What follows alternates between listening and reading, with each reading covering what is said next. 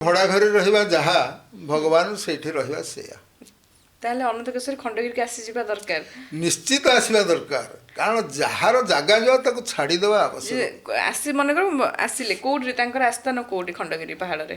ଖଣ୍ଡଗିରି ପାହାଡ଼ ଉପରେ ମନ୍ଦିର। ମନ୍ଦିର ହଁ, ମାନେ ବାରଭୁଜା ଅଛନ୍ତି, ବାରଭୁଜା ତ ତଳେ ଅଛନ୍ତି, ତଳେ ଅଛନ୍ତି, ଉପରେ ହଁ। ମନ୍ଦିରରେ ଅନନ୍ତ କିଶୋରୀଙ୍କର।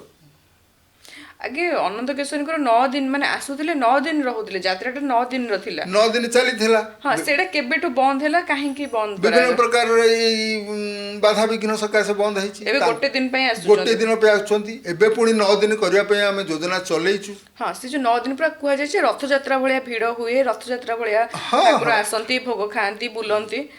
ତ ସେଇ ଯୋଉ ଜିନିଷଟା କାହିଁକି ବନ୍ଦ କରା ମାନେ ହେଇଯାଇଛି? କାହିଁକିର ତ ପ୍ରଶ୍ନ କରାଯାଇ ଉତ୍ତର ଦିଆଯାଇ ପାରିବ ନାହିଁ।